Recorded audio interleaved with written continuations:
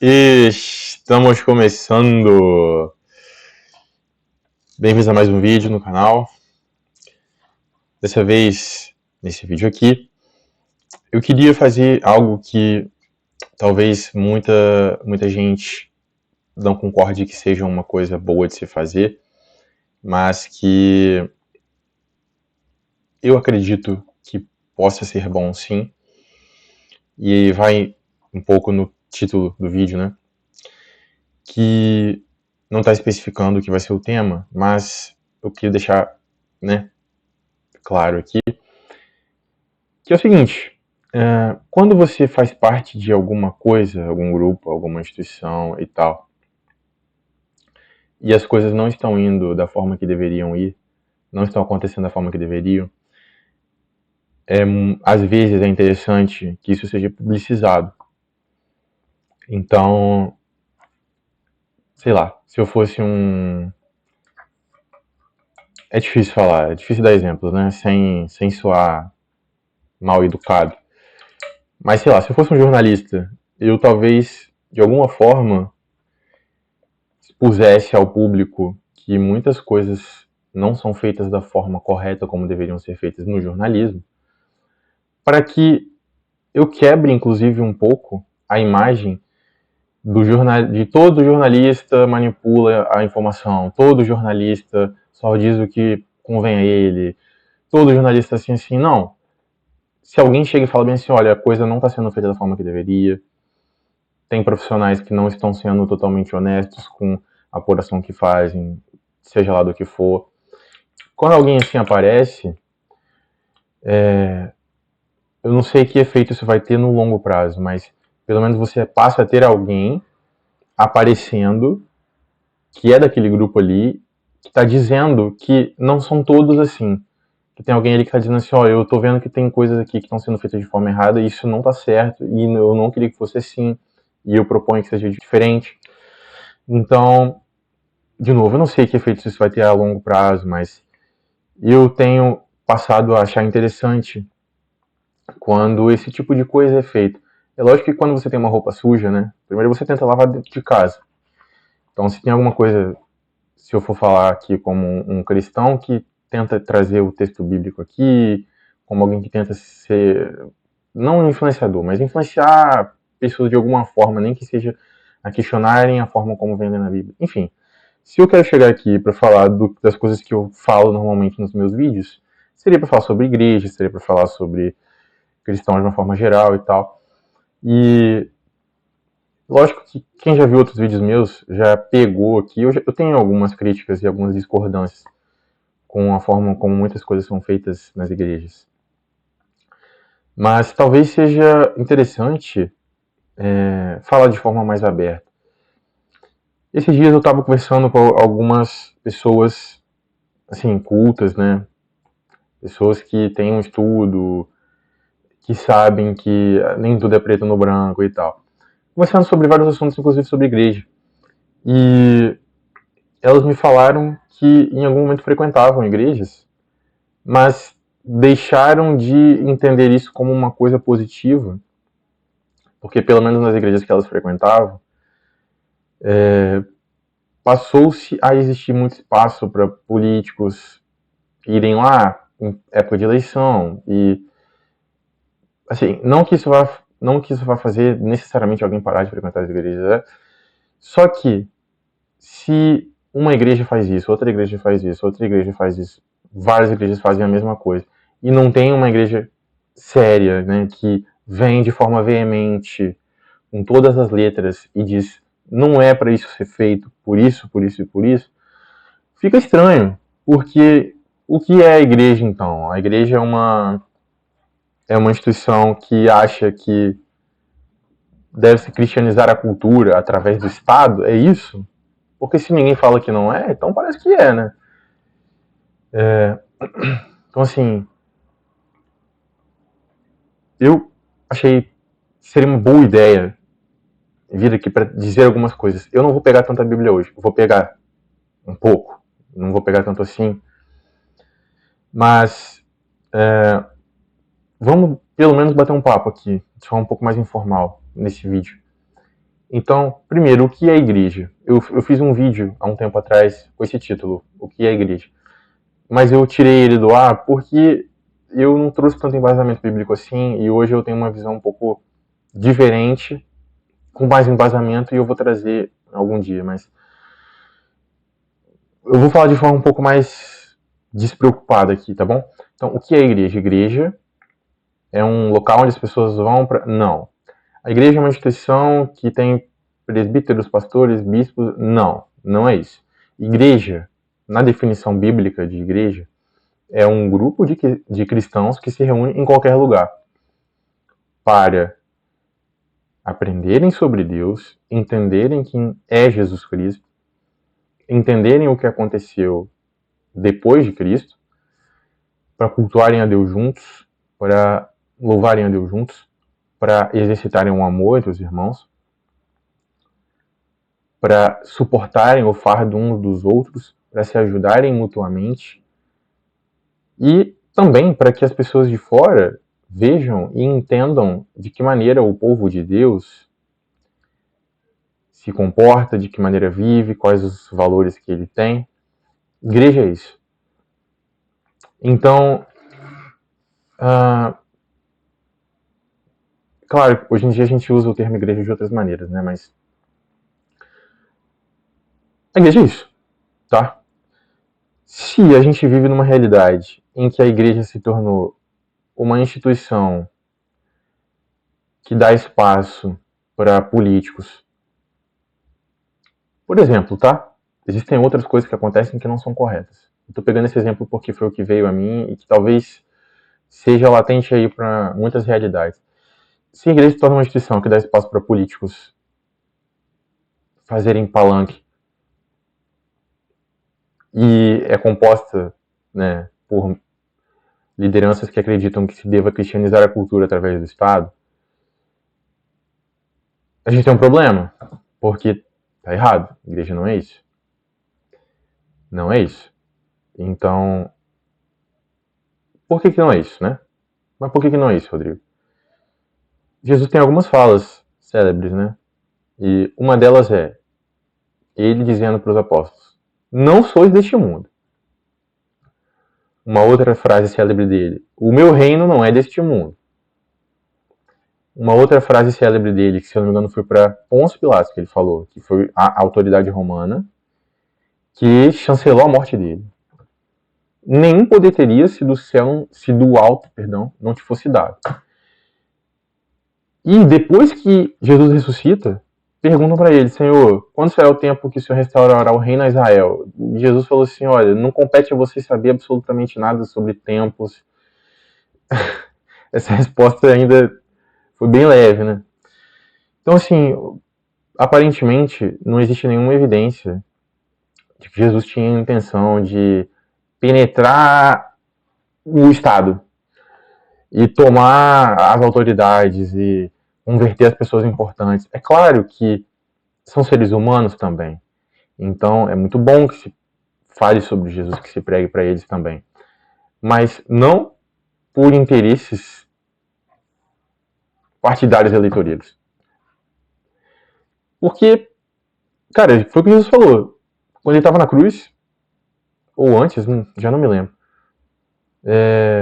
Não, antes.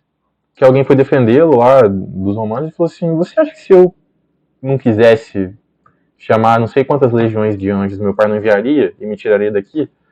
Assim, não é papel da igreja ficar elaborando esse jogo de poder que os seres humanos jogam, porque não é essa a vontade de Deus para a igreja. Não é. Então, poxa, vamos vir aqui a público, né? Nem que seja um cristão, ou dois, ou 12, ou alguns, poucos, e falar assim: olha, não é assim.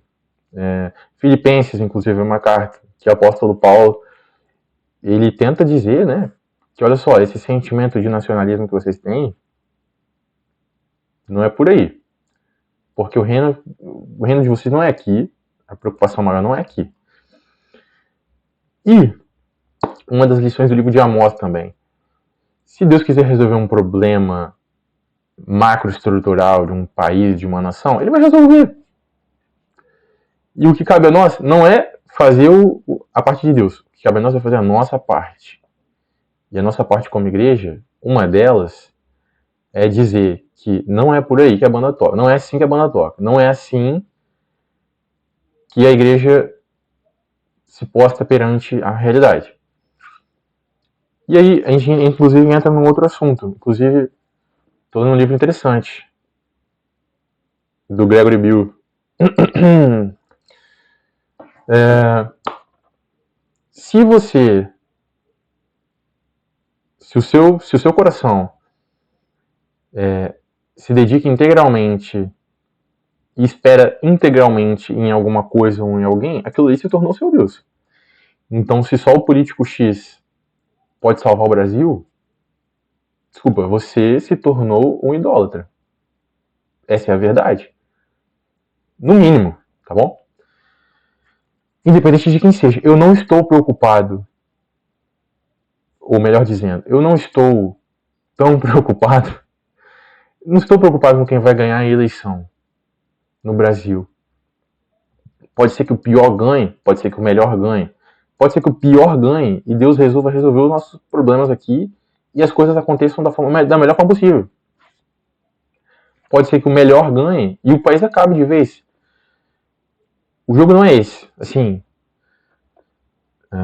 essa visão que tem embasamento. A gente é livre para exercitar nossos direitos civis, como Paulo fez em Roma, porque ele é cidadão romano. A gente é livre para pensar sobre as coisas, a gente é livre, tá bom? Não tem nenhum problema. Então, medos, incertezas, apreensões, ansiedades, muitas vezes são justificadas. Não estou dizendo que não são. Mas excluir o elemento Deus da equação e passar a agir de forma errada como igreja é o maior problema que a gente pode ter como igreja num período delicado de eleições. Bom, enfim, existem outras coisas também que acontecem em algumas instituições, como, por exemplo, fulano de tal vai pagar para sentar mais perto do palco. Ou a gente está dividindo aqui, esses aqui usam uma área exclusiva, esses de cá não usam. Esse tipo de divisão na igreja tá errado. Fiz um vídeo aqui sobre dízimo, se você quiser assistir, eu vou tentar colocar no card, aqui ou ali.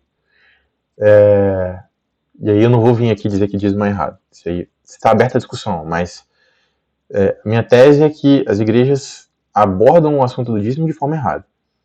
Então, assim, tem coisas erradas e tem que ser ditas. Tem também, inclusive, cartas de Paulo proibindo que mulheres fossem presbíteras na igreja. Então, mas a minha igreja tem pastora mulher. Tá, mas como é que vocês entendem, então, a carta de Paulo? É só machismo? É só uma coisa datada? Mas por quê? Tem que explicar. Senão, irmão, você está fazendo errado. E assim, da mesma forma, inclusive eu até dei um estudo bíblico há pouco tempo atrás para os jovens aqui. Deus, ele manda os israelitas saírem do Egito, quando eles eram escravos, lá no livro de Êxodo. Aí os israelitas saem do Egito a duras penas. E em algum momento, eles chegam num ponto não tão distante do Egito, e Deus manda eles pararem e retrocederem e acamparem. Para que Faraó visse que eles estavam voltando e depois parasse e achasse que eles estavam perdidos. E fosse atrás deles. Então, assim, imagine você no lugar dos israelitas, tendo sido escravo a vida inteira e saído a duras penas depois de ver um tantão de pragas aparecendo. É quando vocês finalmente saem, além de Deus mandar vocês darem uma volta enorme, quando vocês estão no meio do caminho, ele fala bem assim, agora vocês vão voltar e vão acampar, para os caras lá acharem que vocês estão perdidos e virem atrás de vocês. Desculpa, mas é loucura isso. É loucura. Não é uma boa ideia, aparentemente.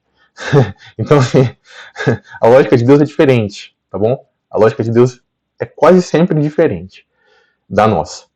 Então, mas aqui a gente faz do jeito que a gente acha que é melhor, porque se a gente for fazer do jeito que está na Bíblia, não vai dar certo. Irmão, isso não é argumento, tá? Você pode ter outros argumentos. Esse não. Senão você está querendo saber mais do que Deus. Enfim. Então, acho que, né, resumindo, acho que a gente não tem que ter receio de apontar quando tem uma coisa errada, porque assim como Israel, na época em que eles eram o povo de Deus como nação teocrática, eles tinham uma série de regras e de leis e formas de vida que eram diferentes dos outros povos e serviam como um exemplo para os outros povos em vários aspectos, assim como Israel era assim, a igreja tem que ser assim hoje. Mano, esse grupo aqui de cristãos, né, que caracterizam uma igreja, os caras lá, eles não se colocam um ao outro na justiça para resolver casos pequenos, eles não passam pano. Eu tentei achar outro termo, tá bom? Não consegui. Eles não passam pano para coisas erradas que são feitas, eles não acreditam em coisas absurdas, como se um ser humano, né, pudesse resolver a vida de todo mundo. Eles não roubam deles mesmos, eles não adulteram e tal. É lógico que coisas erradas vão acontecer, tá bom? É impossível um grupo grande de seres humanos só fazer tudo certo o tempo todo, durante a vida inteira. Não tem como. Mas a igreja não pode ser comparsa dos erros que acontecem. Não pode. Os apóstolos, quando viam alguma coisa errada, desciam a lenha, pô. Desciam a lenha. E falavam. Não pode, tá errado, tem que expulsar da igreja, tem que fazer tal coisa, tem que não sei o quê. E aí?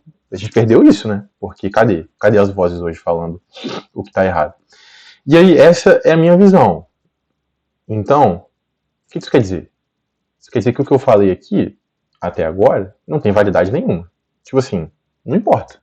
É o que eu penso. Certo? É o que eu penso. E o que eu penso não importa. O que importa é o que Deus pensa. Então, se Deus acha que eu tô errado, então eu tô errado. Então a gente vai. Eu vou pegar um texto, tá bom? Da Bíblia. Pra gente tentar ver se tem algum exemplo na história em que Deus pensava de uma forma semelhante à que eu penso hoje e trouxe aqui. Então vamos abrir, por favor, aí. Deixa eu mexer a tela aqui. Beleza? Show! Vamos abrir então Malaquias. Malaquias capítulo 1, beleza? Deixa eu ver se tá um pouquinho melhor aqui. Malaquias capítulo 1. Rodrigo, esse livro existe? Existe. Se você está com a Bíblia cristã aí, ele é o último livro da sua Bíblia. Ele é o último livro do Antigo Testamento. Rodrigo, como assim Bíblia cristã? Porque no cânon judaico, esse livro aqui não é o último, não. O último livro do cânon judaico Jesus amado. Crônicas, tá bom? Não é Malaquias, mas na Bíblia cristã é. Malaquias capítulo 1. Quem foi Malaquias? Eu já não me lembro se Malaquias ele é um profeta antes do exílio ou após o exílio, mas eu acho que ele é depois do exílio, tá? E aí Malaquias, ou pelo menos, vou tapar o livro, tá? O livro de Malaquias, na parte que a gente vai ler, ele vai abordar algumas questões que Israel fazia de forma errada. Olha aí, você. Então vamos ler juntos aqui. Malaquias capítulo 1, versículo 1. Sentença pronunciada pelo Senhor contra Israel por intermédio de Malaquias. Eu vos tenho amado, diz o Senhor, mas vós dizeis, em que nos tens amado? Não foi Esaú, irmão de Jacó? Disse o Senhor. Todavia amei a Jacó, porém aborreci a Esaú, e fiz dos seus montes uma assolação, e dei a sua herança, a Esaú, aos chacais do deserto.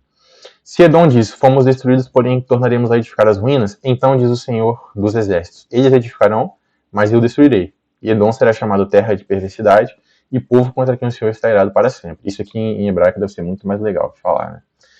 Os vossos olhos o verão, e vós direis, grande é o Senhor também fora dos limites de Israel. Muito interessante isso.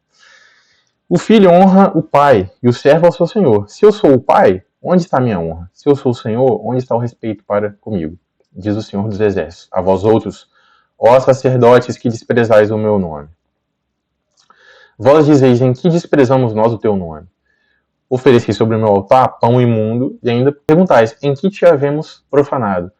Nisto, pensais, a mesa do Senhor é desprezível. Então, pão imundo. Então, os sacerdotes, que deveriam oferecer pães de um determinado tipo, não estavam levando pães de outro tipo, e o autor que chamou de pão imundo, tá? Quando trazeis animal cego para o sacrificar, não é isso mal? E quando trazeis o coxo ou o enfermo, não é isso mal? Na lei dizia que não podia ser cego, não podia ser coxo, não podia ser enfermo, tinha que ser um animal perfeito, tá? Ora, apresento ao teu governador, acaso terá ele agrado em ti e te será favorável? Diz o Senhor dos Exércitos. Agora, pois, suplicai o favor de Deus, que nos conceda a sua graça. Mas com tais ofertas nas vossas mãos, aceitará ele a vossa pessoa? Diz o Senhor dos Exércitos. Tomara houvesse entre vós alguém que feche as portas do santuário, para que não acendesseis debalde o fogo do meu altar. Eu não tenho prazer em vós, diz o Senhor dos Exércitos, nem aceitarei da vossa mão a oferta. É isso aqui, pessoal. Tomara houvesse entre vós quem feche as portas. Então, no contexto aqui do texto, Israel tinha o templo e os sacerdotes ficavam ali oferecendo as ofertas a Deus. Tem toda a dinâmica da oferta de animais, de pães, de pererê. Tá tudo isso na lei de Moisés, tá bom? Não sei, não lembro exatamente onde, no Êxodo, Levítico, Números, enfim. Em diversos lugares você vai ter leis ali sobre como deviam ser feitas essas ofertas no templo a Deus. E eles estavam fazendo de forma errada. De forma errada. E esse é o problema. Estava sendo feito de forma errada. Estava sendo feito de forma errada. E aparentemente não teve ninguém que chegou de forma pública e falou, né? Ó, tá errado. E Deus vem e fala bem assim, através do profeta. Ele teve que enviar um profeta para falar: tomara houvesse entre vós quem feche as portas, para que não acendesseis debalde o fogo do meu altar. Então, aparentemente, Deus teria se agradado de que alguém tivesse chegado lá, tivesse exposto que estava tudo errado, e dissesse publicamente, no caso, manifestando essa publicização, fechando as portas, não só para tornar público, tá? Aqui também seria uma forma de impedir que essas coisas erradas continuassem sendo feitas. Então não é só a publicidade do que acontecia. Mas a gente tem uma evidência. A gente tem uma evidência de que Deus não se agrada que as coisas aconteçam de forma errada e ninguém faça nada a respeito. Então, cara, as igrejas têm problemas, né? As instituições, né, melhor dizendo. E qualquer grupo de seres humanos vai ter problemas, tá? Não tem como você fazer as coisas da forma certa o tempo todo. O problema é, uma vez que as coisas estão sendo feitas de forma errada, como a liderança e os membros vão agir a partir daí? Eles vão ignorar? Continuar fazendo errado? Eles vão dizer, tá errado mesmo, a gente gosta assim? Ou eles vão se negar a enxergar a verdade dos fatos? Ou eles vão mudar? Vão abandonar o que tá errado e fazer o certo? Essa é a grande pergunta. Assim como seria muito interessante que alguém lá na época de Malaquias tivesse fechado a porta do templo e depois tivesse falado assim, ó, não é assim que se faz, passem a fazer a coisa direito e depois reabre a porta. Enfim, esse foi o vídeo de hoje.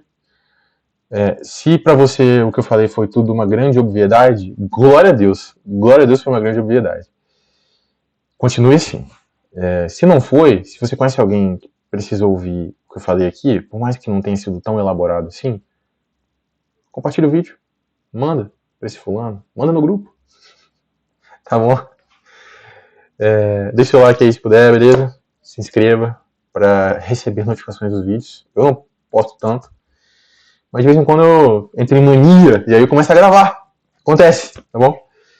Isso aí, fiquem com Deus. Tô meio doente, mas consegui gravar. Valeu, abraço.